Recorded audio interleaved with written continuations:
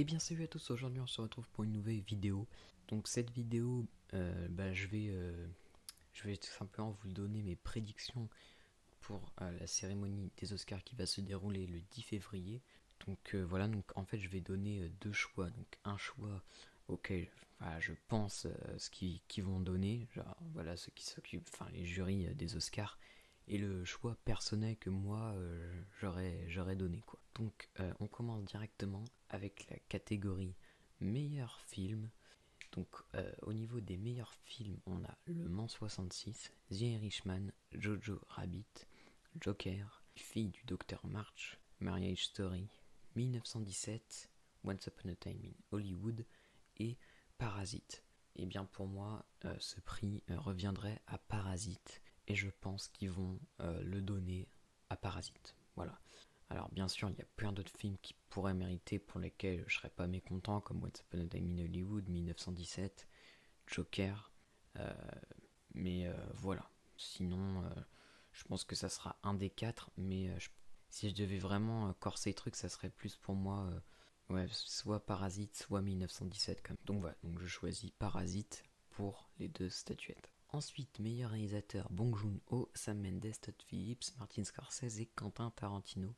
Eh bien moi, je donnerais ce prix à Bong Joon-ho.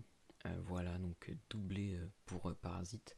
Tout simplement parce que voilà, c'est lui qui, comparé aux autres, c'est lui qui, je vais pas dire sauve le film, mais c'est un des atouts principaux d'un film, ce qui est normal vu que c'est réalisateur, donc c'est aussi pour les autres réals. Mais moi j'ai envie de dire Bong Joon-ho, j'aurais pu dire Sam Mendes, mais après il y a quand même, enfin il y a beaucoup de soutien derrière lui quand même. Voilà. Et Todd Phillips, non. Après, Martin Scorsese, c'est beaucoup aussi les acteurs. Et Quentin Tarantino, c'est aussi beaucoup les acteurs, mais bien sûr aussi Quentin Tarantino, hein, bien sûr. Ils ont tous travaillé leurs films, ça c'est sûr. Ensuite, donc du coup, je parierais Bong Joon-ho dans les deux cas. Ensuite, meilleur acteur, nous avons Antonio Banderas, donc pour le rôle de Salvador Malo dans Douleur et Gloire, que je n'ai pas vu. Leonardo DiCaprio pour Once Upon a Time, Adam Driver pour Marriage Story, Joaquin Phoenix pour Joker et Jonathan Pryce pour voilà dans les deux papes. Et bien moi je dirais Joaquin Phoenix pour moi et Joaquin Phoenix, je pense qu'ils vont dire Joaquin Phoenix. Donc pour l'instant je suis d'accord dans les deux cas. Voilà. Donc ensuite on passe aux meilleures actrices. Voilà.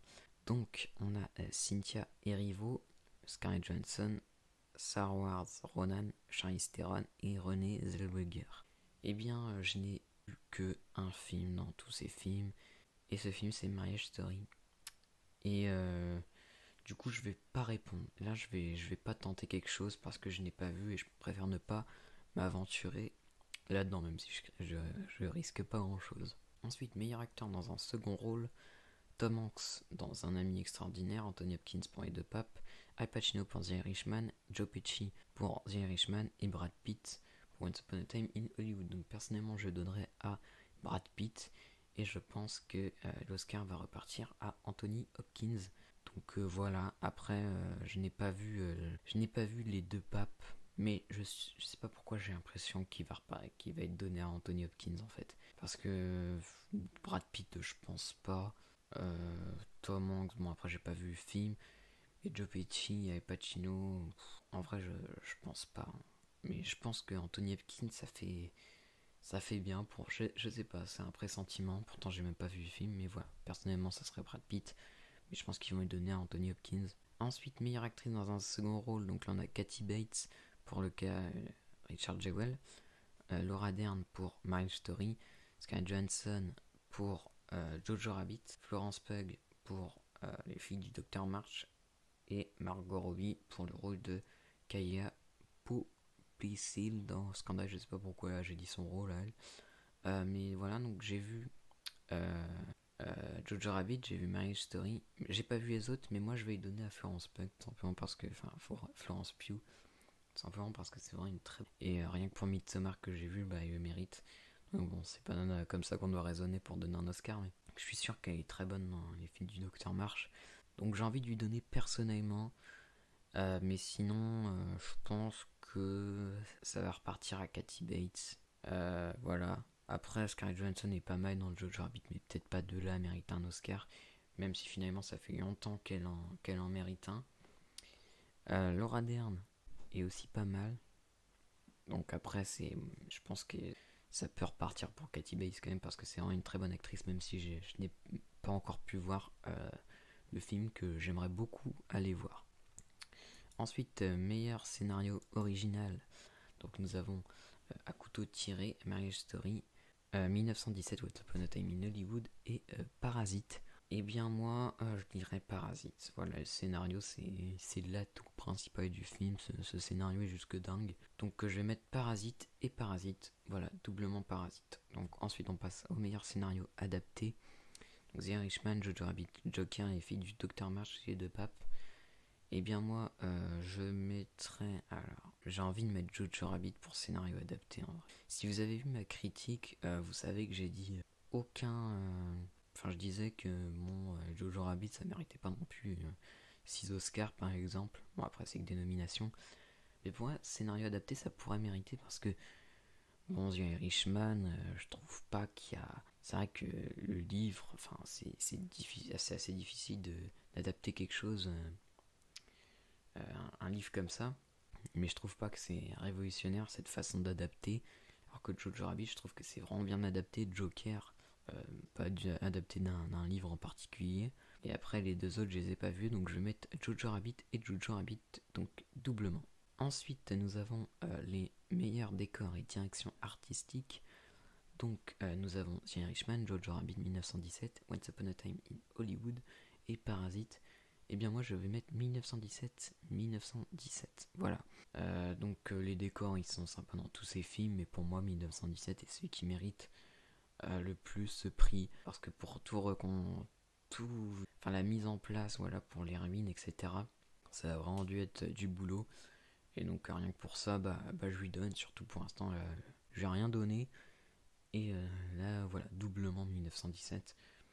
Parce que voilà, c'est juste fou ce qu'ils ont fait au niveau de la direction artistique. Ensuite, meilleur costume, The Irishman, Jojo Rabbit, Joker, les filles du Docteur March, Once Upon a Time in Hollywood. Eh bien, pour moi, ça serait Once Upon a Time in Hollywood. Et je pense qu'ils vont donner ce prix aux filles du Docteur March. Voilà, je sens. C'est un film justement où ça mise pas mal sur les décors, donc, enfin sur les costumes. Donc je mettrais, mais pour moi ça serait Once Upon a Time in Hollywood. Ensuite, meilleur maquillage et coiffure, donc Skanda et Joker, Judy, Maléfique 1917. Alors, 1917, je sais pas trop ce qu'il fout là. Maléfique, je n'ai pas vu. Judy, je n'ai pas vu. Voilà, et Skanda non plus. Donc je vais dire Joker, rien que pour le Joker, parce que son maquillage c'est symbole. Donc je vais dire Joker doublement.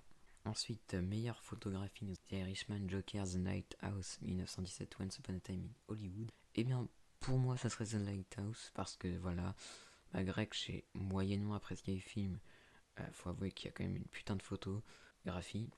Mais je pense qu'il va repartir pour 1900. Donc voilà. Ensuite, meilleur montage, nous avons Le Mans 66, The Irishman, Jojo Rabbit, Joker et Parasite. Et bien moi, pour le meilleur montage, alors là j'hésite pas mal. Je donnerais bien à Parasite. Honnêtement, je donnerais bien à Parasite. Ouais. Ah, ou à Joker. Non, allez, Parasite. Parasite pour le meilleur montage. Doublement.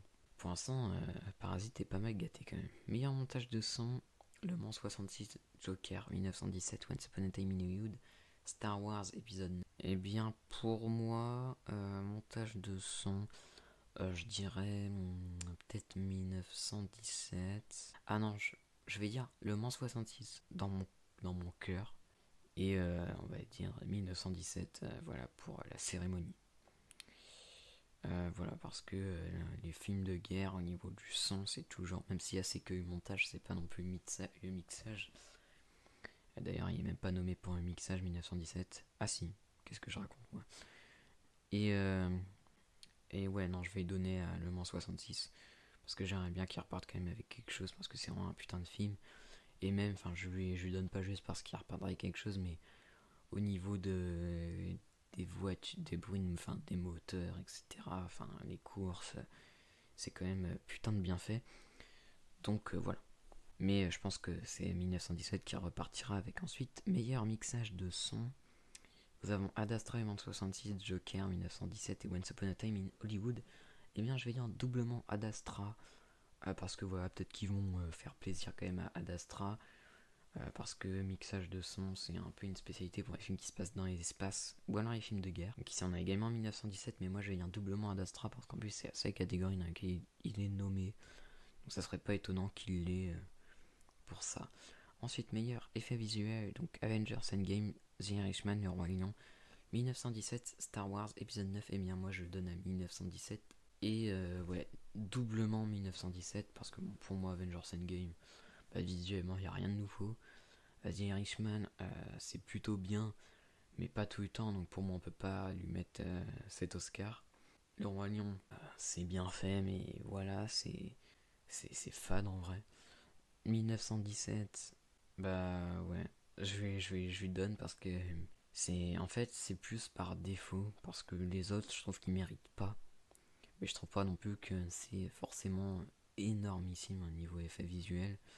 C'est pas mal, surtout la fin, mais voilà, t'as pas non plus des milliards de scènes pour montrer les effets visuels. Et Star Wars épisode 9, bon c'est bien, mais rien de forcément nouveau. Ensuite, meilleure chanson originale, nous avons... Alors, je vais pas dire le titre des chansons, voilà. Mais du coup, de toute façon, je ne saurais même pas identifier laquelle est laquelle. On en a une pour Toy Story 4, une pour Rocketman, une pour Diane Warren, ça. La Reine des Neiges. Non, je pense que c'est... Ah non, c'est Breakthrough. Ok. Diane Warren, c'est la meuf qui chante. La Reine des Neiges 2 et Harriet, voilà. Donc moi je donnerais la meilleure chanson originale à Rocketman, tout simplement parce que Taron Egerton, bah il a vraiment bien, enfin il a vraiment fait un boulot de fou. Et c'est à ces catégories dans lesquelles il est nommé, honnêtement bah il s'est fait vraiment snobber à Rocketman au niveau des nominations comparé à Bohemian Rhapsody par exemple. Et du coup bah moi je vais lui donner à Rocketman parce que c'est vraiment un excellent film. Et même Taron Egerton a vraiment fait un boulot de fou. Donc voilà, je donne à Rocketman et je pense que ça va... Ouais, l'Oscar va repartir à Rocketman. Ensuite, meilleure musique de film.